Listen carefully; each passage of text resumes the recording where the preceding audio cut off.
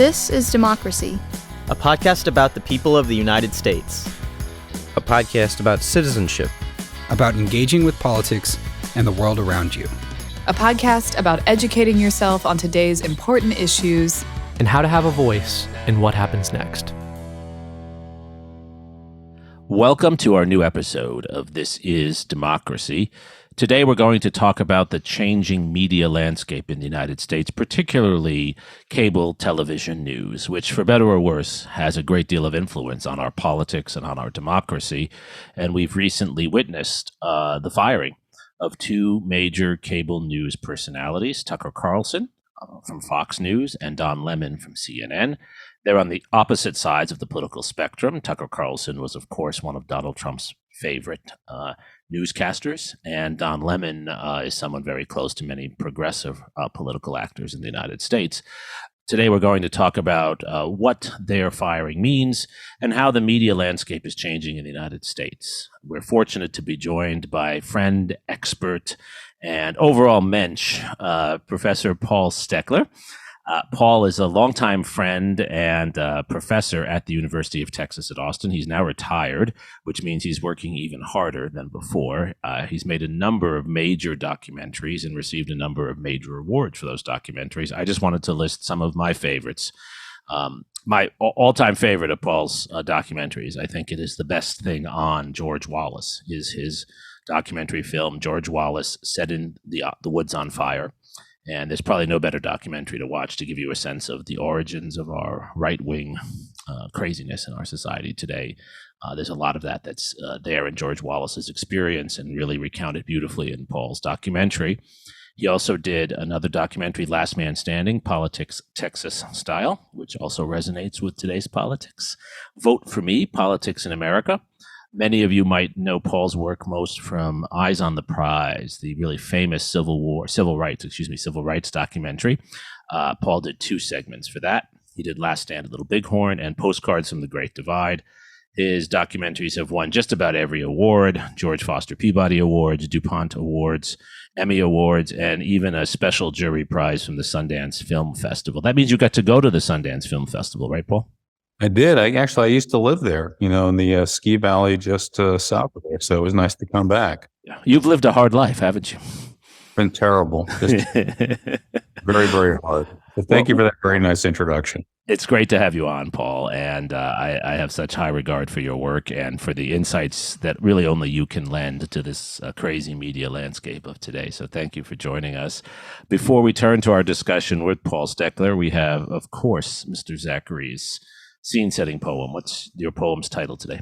Lament for the Not-So-Lamented. Let's hear it.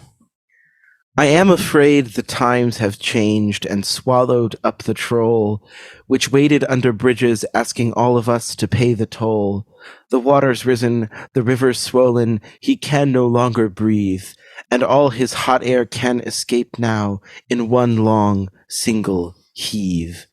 So skip and dance and march toward the light and touch the lampposts on the pier at night. The long hot day is done, the morning comes and runs and beats upon the drum.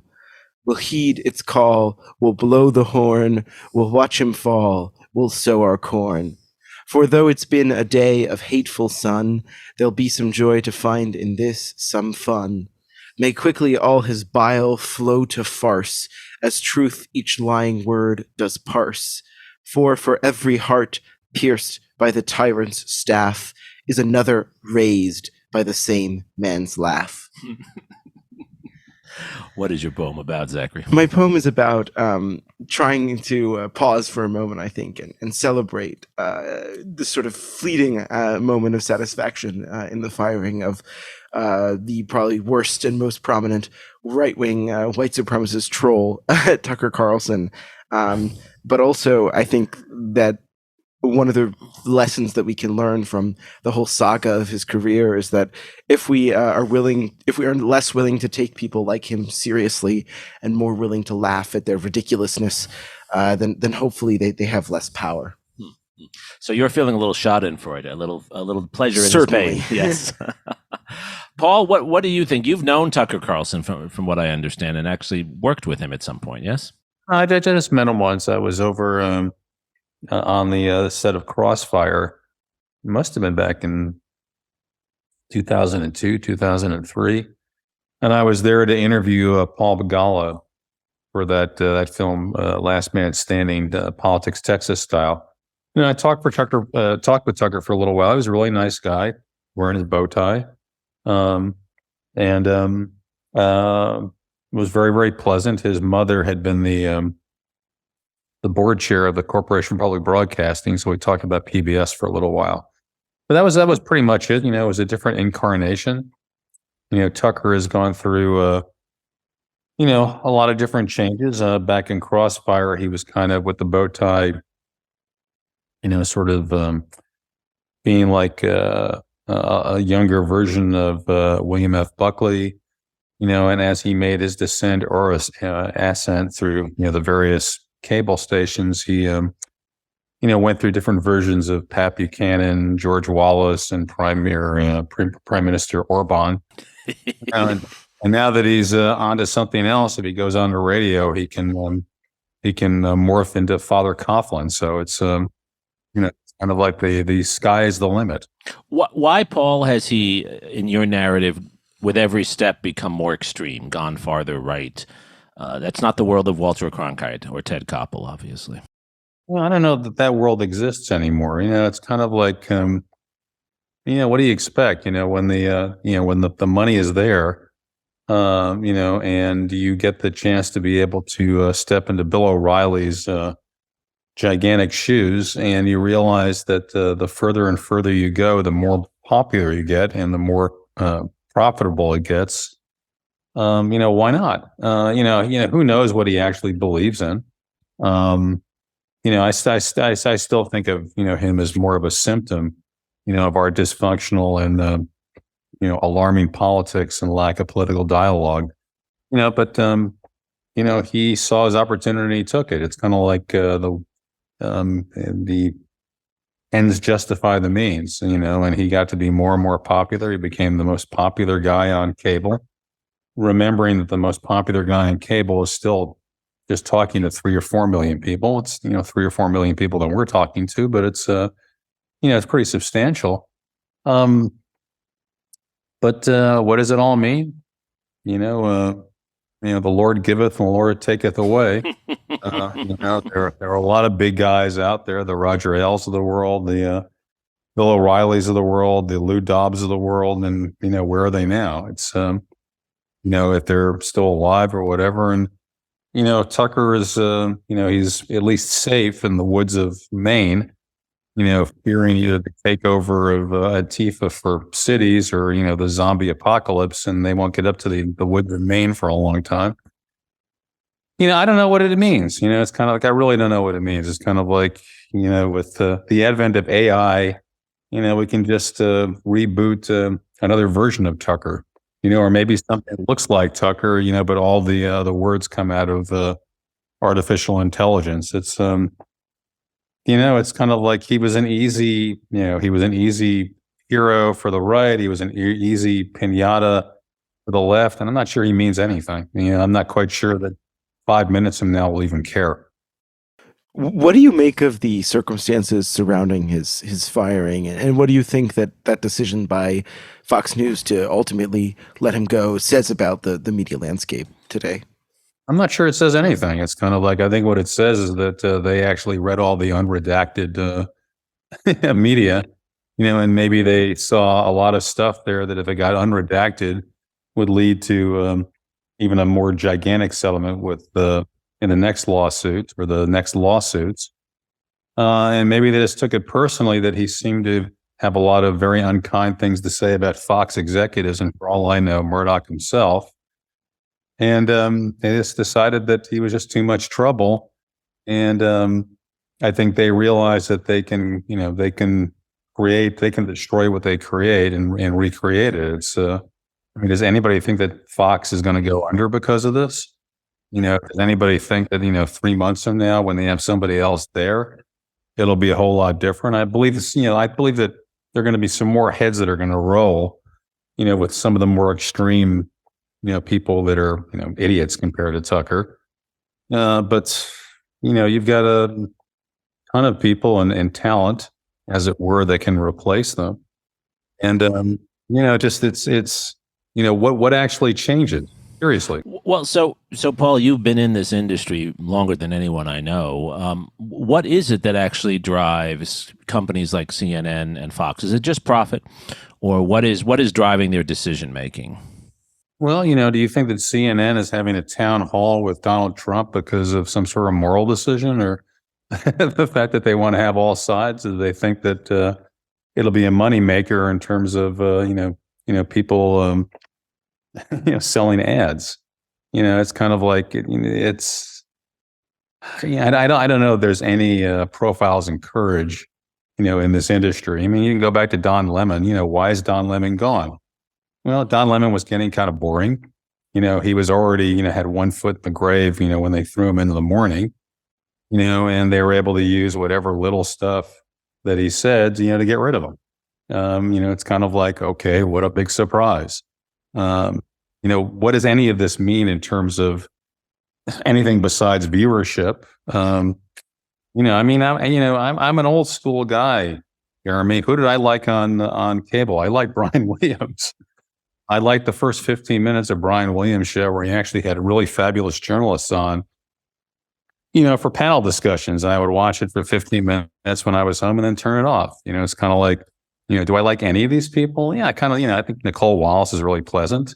But most of the CNN people are really boring, and their panels are like really easy to parody on Saturday Night Live.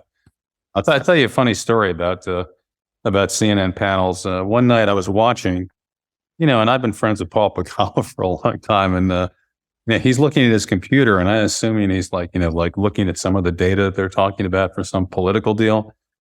So I just sent him an email, because the back of his computer had a Longhorn. And I just wrote him and I said, "Nice Longhorn." And literally, like 2 seconds later, I get an email back from him going, "Gotta represent." It's kind of like, how much concentration do you have to be on panels? But what's so interesting to me, Paul, talking to you about this is it's easy to bash the media, and you've just done it very well, and others do it too. But from your own work, I know you're a deep believer that the media is the fourth estate, that we need news coverage, that it's essential to our democracy. So what should we do? Yeah, I don't know. I don't want to get too depressed about all this, but it's kind of like, where is this all leading? I don't get my news from cable TV, Jeremy. I don't know if you do. It's kind of like, I read what I can find that's useful, in the big newspapers and in magazines that I respect. And that's pretty much where I get my news from. I watch cable if something blows up, or there's something going on in Ukraine and I want to see if somebody's covering it. Well, and the visuals, right? I mean, I watch for not really for the news, but to actually see what's going on, right? And it's kind of like, some hosts have better, media people or, reporters on than others. Some people have the same people over and over again and saying the same stuff over and over again. So it's kind of like, of course we need it. But this is not, this is really going to sound like old grandpa, screaming, "Get off my lawn." But this is not 1960 and Walter Cronkite, when we had 3 stations and, some major newspapers, everybody had local papers. I mean, there is a correlation, between social media, the end of journalism as we knew it back then, the proliferation of lots of stuff on cable, and the end of useful political discourse and ability to be able to compromise. I mean, look at what we're looking at right now. The whole deal with the debt crisis. I mean, this is kind of insanity, and there's enough stupidity to go along on all sides. I mean, I think, the Republicans are much worse, but, the debt is kind of out of control, and nobody cares or nobody wants, to get beyond winning the next election. I got to tell you that, I've been actually talking to some political friends of mine, and I look at them and I go, Donald Trump could get elected in 2024. And they go, "Yep, Sure could. And after January 6th and all this sort of stuff, you tell me what makes, what is meaningful and how our news coverage is actually impacting things, because I don't know. Do you think there's still a space in this media ecosystem for longer form documentary filmmaking and longer form journalism of a sort? Yeah, I think for a certain audience, okay, but there are lots of articles right now about how, in my preferred field, documentary, it's devolving into mostly true crime, films. And if you actually watch these without having your brain go to sleep, they're mostly long. They don't go anyplace. They're salacious. And God, why did I spend any time looking at this stuff? In terms of, long form documentary, it's the same sort of thing as, is there a place for books? Is there a place for really good journalism? Of course there is. Your challenge is going to be, what's the audience? Last night I saw a really amazing documentary called Sam Now, about a family where the mother disappears and the boys are impacted and they go searching for her. It was really pretty amazing in terms of family dynamics. What's the audience for this kind of a 90-minute film? I don't think it's gigantic. We just finished a short film about the struggles of the Canadian Record, the award-winning newspaper out in the Texas Panhandle. It's a really beautiful film. It's called For the Record. And, we had 300 people at the AT&T Center for a screening of it here.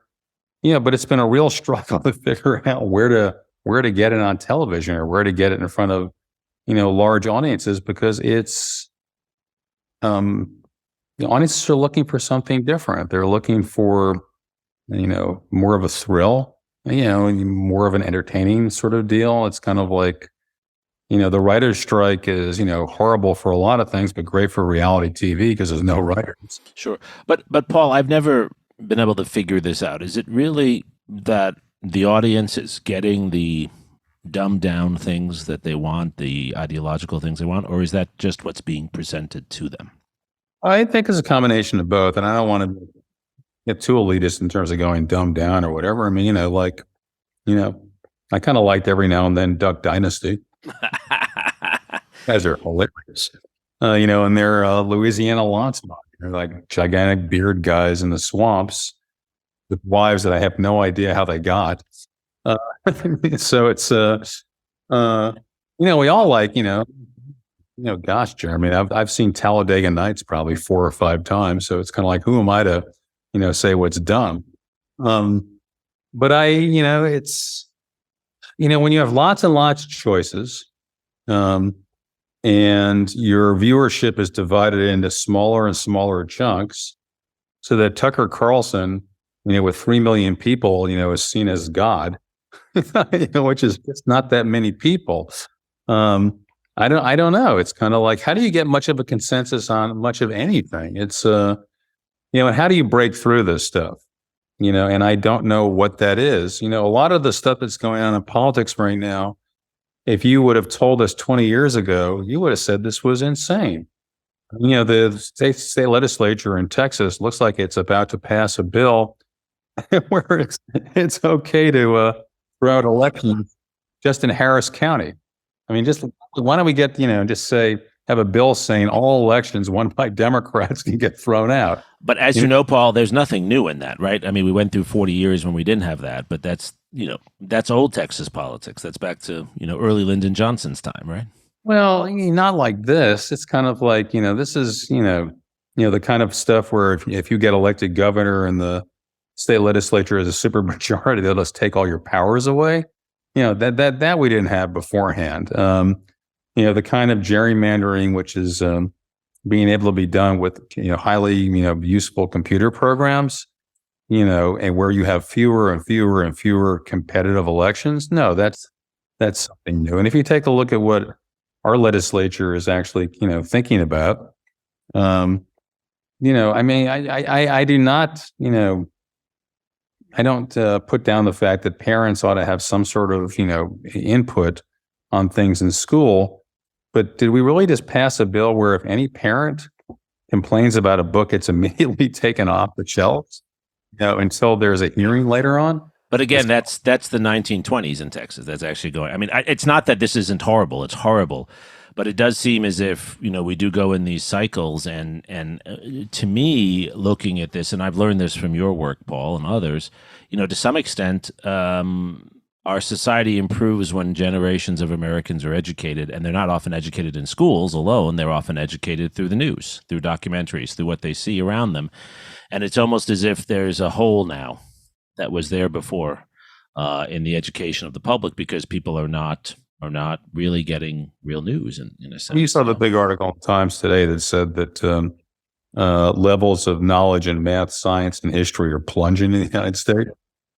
So those that have no idea what history are doomed to repeat it.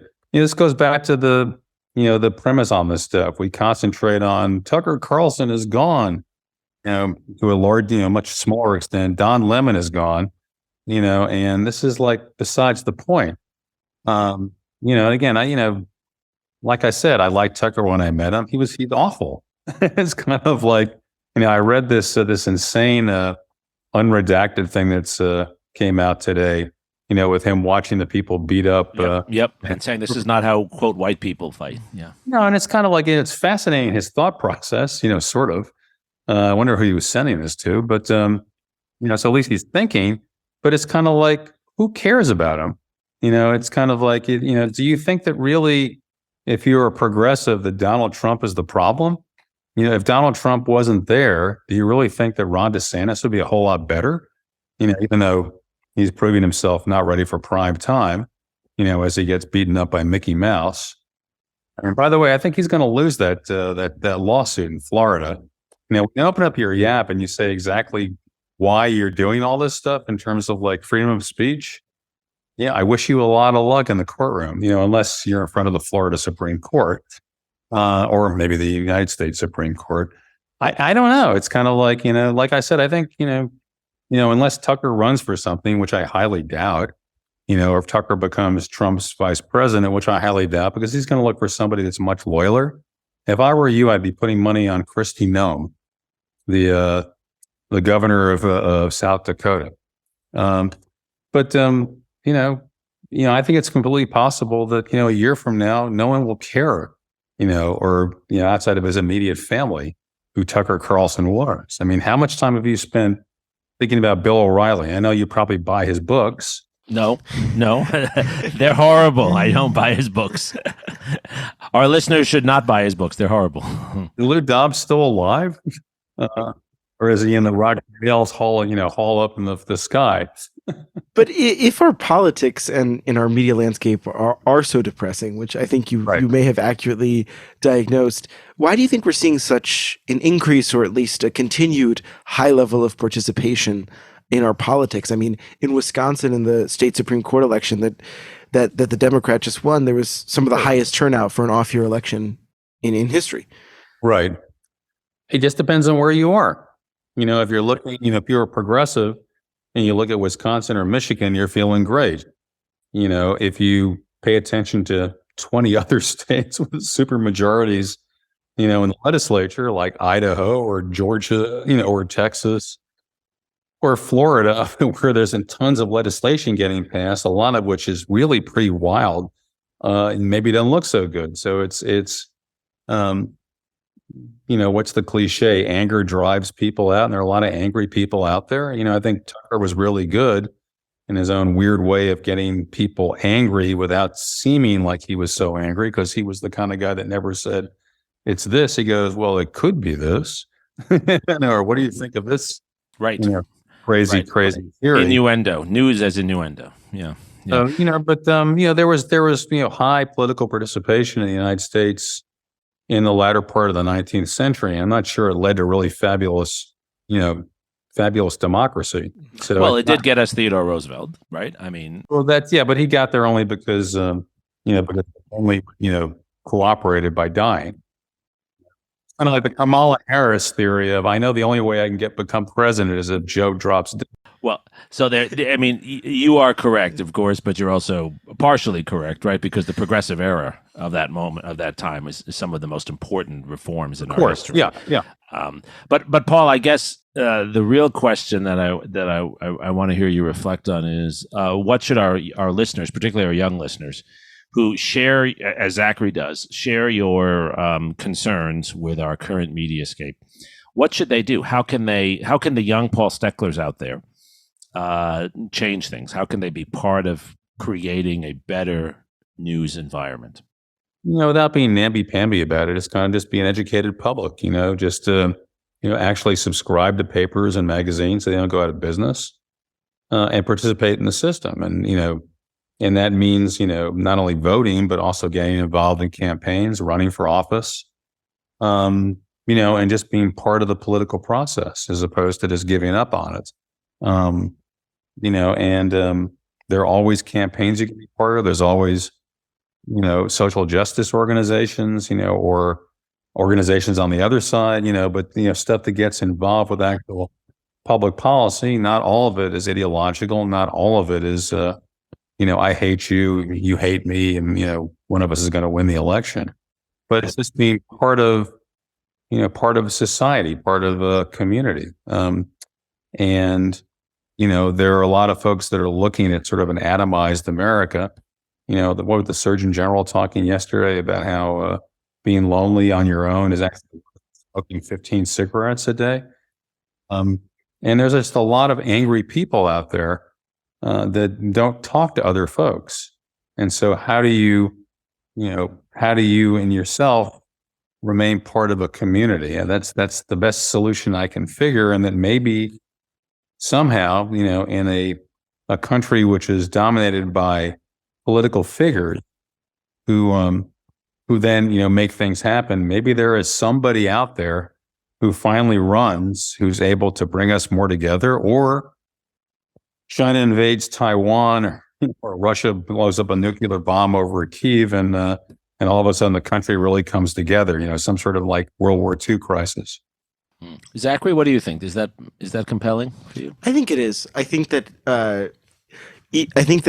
your explanation for why people are still participating as being rooted in anger, I think it is unfortunately quite correct. And I think that one of the things we as a new generation of people like myself who are voting for the first time or participating as full members of the political process for the first time have a responsibility to do is reconnect with our own communities and really invest in and care about the issues in our community and the local policy decisions, which are often more removed from the broader ideological debates, which can often become personalized or grounded in anger. And do you find that young people have the hope and desire to do that? Because it has to come, what Paul is saying has to come from within. You're not going to be inspired on cable news. I agree. And I think that there's also a sense, and I've said this before on the podcast, having lived through the pandemic, I think there is a sense among my generation that expertise matters and expertise is important, and good governance as well. And so I think that my generation hopefully will be more pragmatic in its politics, or at the very least, will learn much more quickly than the generation before us to root out unreliable sources and to seek expertise. Yeah. So, Paul, the last question I want to ask you, just following from what Zachary said, and I think both of you, despite your very serious anxieties and criticisms of our world, I mean, I'm hearing both Paul and Zachary say that politics remains a noble calling, that there's still a noble purpose there. You taught this for years, Paul. Do you agree with that? No, I totally agree with it. And I think that I like to think that most people that get involved in politics are not there for naked ambition, but because they actually believe in things and they want the world to change in different ways. And the more people that are involved that way, the better. So it's kind of like me. Maybe I'm, contradicting myself, but if democracy isn't the best solution in the world, it's better than all the others. Winston Churchill, yeah. So I love it. I for me, it's a victory if I can get Paul Stekler quoting Winston Churchill. There we go. But black whiskey. Paul, thank you so much for joining us today and for all the work you've done to inspire me and so many others who think about political change in our society and in our democracy. Zachary, thank you for your stunning and humorous poem today. And thank you most of all to our loyal listeners for joining us for this week of This Is Democracy.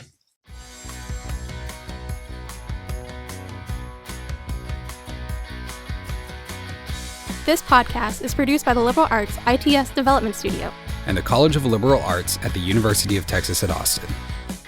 The music in this episode was written and recorded by Harris Codini. Stay tuned for a new episode every week. You can find This is Democracy on Apple Podcasts, Spotify, and Stitcher. See you next time.